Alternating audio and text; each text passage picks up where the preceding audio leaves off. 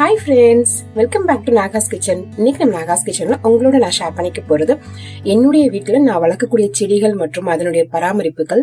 முக்கியமா இன்னைக்கு நம்ம வீடியோல பார்க்க போறது நீர்க்கரைசல், மிகவும் ஊட்டச்சத்து நிறைந்துள்ள நீர்க்கரைசல் எப்படி தயார் பண்றது அப்படின்ற வீடியோ உங்களோட நான் ஷேர் பண்ணிக்க போறேன்.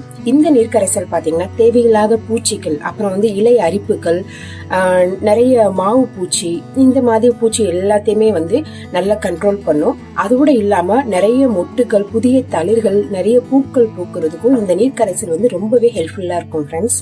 நம்ம சேனல்ல already hair oil, hair pack, Glasstop stove cleaning, அதுக்கப்புறம் பாத்தீங்கன்னா facescrub, இந்த மாதிரி நிறைய யூஸ்ஃபுல் வீடியோஸ் எல்லாத்தையுமே இருக்கு. அதோட லிங்க் எல்லாம் கீழே டிஸ்கிரிப்ஷன் பாக்ஸ்ல கொடுக்குறேன், செக் பண்ணிக்கோங்க. ஓகே ஃப்ரெண்ட்ஸ், இப்பதான் நம்ம சேனலை ஃபர்ஸ்ட் டைம் பாக்குறீங்கன்னா இது வரைக்கும் சப்ஸ்கிரைப் பண்ணாத ஃப்ரெண்ட்ஸ் எல்லாரும் சப்ஸ்கிரைப் பண்ணிக்கோங்க. அப்படியே பக்கத்துல இருக்கக்கூடிய பெல் ஐகானையும் டச் பண்ணிட்டு வரக்கூடிய ஆப்ஷன்ஸ்ல ஆல் ஆப்ஷன்ஸ் கொடுத்துட்டீங்கன்னா நம்ம சேனல்ல போஸ்ட் பண்ற வீடியோஸ் எல்லாம் அப்டேட்டடா வந்துடும். இப்ப பாத்தீங்கன்னா இதுதான் அந்த நீர்க்கரைசல். சில சமயம் பாத்தீங்கன்னா நம்ம காய்கறி கழிவுகள் மற்றும் தோல்கள் எல்லாத்தையுமே மண்ணில் போட்டு மக்க வச்சு நம்ம செடிங்களுக்கு உரமா கொடுப்போம். இந்த தடவை பாத்தீங்கன்னா நான் தண்ணீர்ல போட்டு நல்லா மக்க வச்சிருக்கேன்.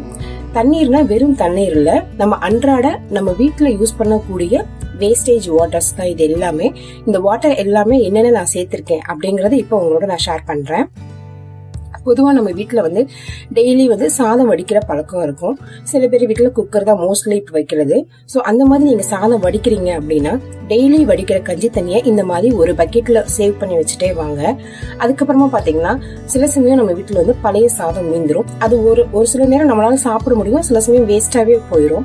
சோ அந்த மாதிரி வேஸ்டா போற தண்ணியை மாட்டுக்கு நம்ம வைப்போம், இல்லைன்னா கீழே ஊத்திடுவோம். சோ அந்த மாதிரி பண்ணாம அந்த வடிச்ச கஞ்சி நம்ம எந்த பக்கெட்ல ஊத்தி வச்சுக்கிட்டே வருவோமோ அதோடயே அந்த பழைய சாதம் மீந்துறத தண்ணியோடய நீங்க ஸ்டோர் பண்ணி வச்சுக்கிட்டே வரலாம். இது கிட்டத்தட்ட பாத்தீங்கன்னா நான் 1 வீக் ஸ்டோர் பண்ணி வச்சிருக்கேன். சோ வேஸ்டா போய் இந்த வாழைப்பழ தோலையும் அதுலயே போட்டுட்டோம் அப்படின்னா அந்த தோல்ல உள்ள நைட்ரஜன் சத்து எல்லாமே அந்த தண்ணியில நல்லா இறங்கிட்டு செடிக்கு ரொம்ப உரமாவே இருக்கும். சோ இப்ப இதை நம்ம எப்படி பயன்படுத்துறது அப்படிங்கறத பார்க்கலாம். இப்ப இந்த வாட்டர் எல்லாத்தையுமே நான் ஃபில்டர் பண்ணி எடுத்துக்க போறேன். இதுல அந்த சாதம் எல்லாமே நல்லா மக்கி போயிருக்கும். சோ இதை இப்ப நல்லா வடிகட்டி எடுத்துக்கலாம். நம்ம இது பாத்தீங்கன்னா அதிகமான புளிப்பு தன்மையும் இந்த தண்ணியில இருக்கும். சோ இந்த புளிப்பு தன்மை அப்படிங்கிறது பூச்சிகளுக்கு ரொம்பவே ஆகாது.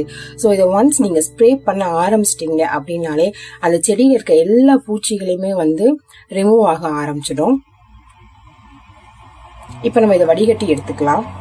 சோ இதை ஏன் வடிகட்டுறோம், அப்படியே ஊத்தக்கூடாது அப்படின்றத பாத்தீங்கன்னா சாதத்துல நிறைய கார்போஹைட்ரேட் இருக்கும். சோ அது போக அந்த கஞ்சி தண்ணியில ஸ்டார்ச் சத்து இருக்கும்.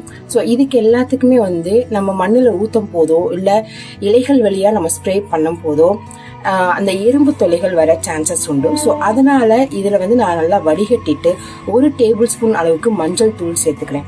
சோ மஞ்சள் தூள் பாத்தீங்கன்னா நார்மலாவே மாவு பூச்சியை ரொம்பவே கட்டுப்படுத்தும். சோ இப்ப இந்த மஞ்சள் தூள் சேர்த்துட்டு நல்லா கரைச்சாச்சு.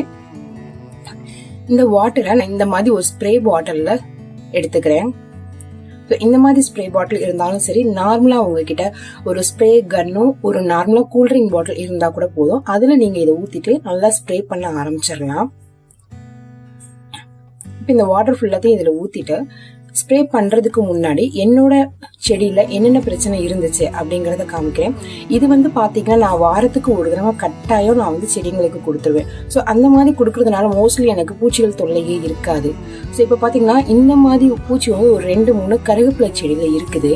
இது பாத்தீங்கன்னா என்ன செய்யும் அப்படின்னா அந்த இலை எல்லாத்தையுமே கொஞ்சம் கொஞ்சமா அரிச்சிட்டு ஒரு இனுக்குல இலைகளே இல்லாத மாதிரி பண்ணிடும். சோ அப்படியே ரொம்ப ஸ்ப்ரெட் ஆக ஆரம்பிச்சிடும். சோ அதனால இந்த மாதிரி பூச்சிகள் பார்த்துட்ட உடனே அப்படின்னா நான் நீர்க்கரைசல் ரெடி பண்ணிட்டு நான் நல்லா ஸ்ப்ரே பண்ணி விட்டுருவேன் இலை வழியா.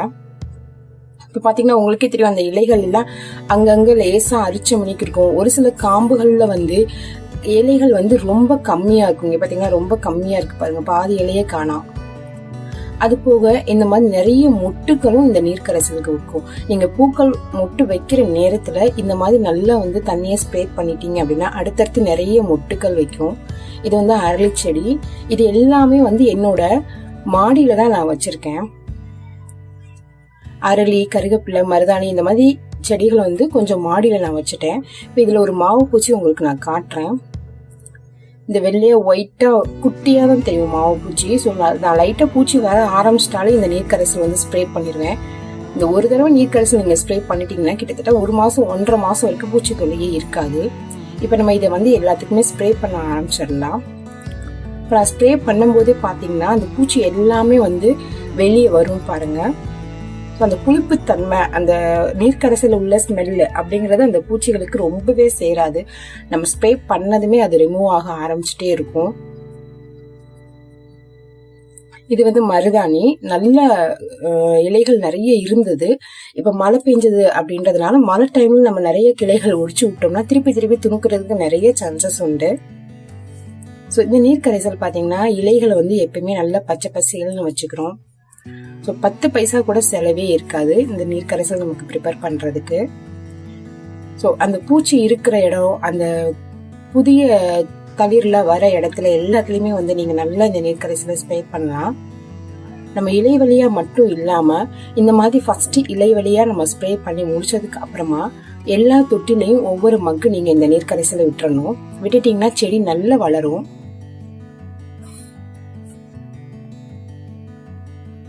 இது வந்து கற்பூரவள்ளி, அரளி எல்லாமே நான் வந்து என்னுடைய மொட்டை மாடியில தான் நான் வச்சிருக்கேன், டெரேஸ்ல.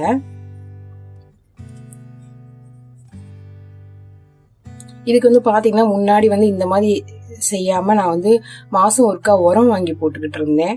ஸோ அது எல்லாத்தையுமே ஸ்டாப் பண்ணிட்டு இப்போ ஹோம் மேடாவே நான் எல்லாமே இலைகளுக்கு வந்து செடிகளுக்கு வந்து கொடுக்க ஆரம்பிச்சிட்டேன் நான். அவ்வளவுதான், இப்போ ஃபுல்லா ஸ்ப்ரே பண்ணியாச்சு. இது வந்து என்னோட பால்கனில உள்ள ரோஸ் பிளான்ட். இது நல்ல பூத்து நிறைய மொட்டுக்கள் இருக்குது.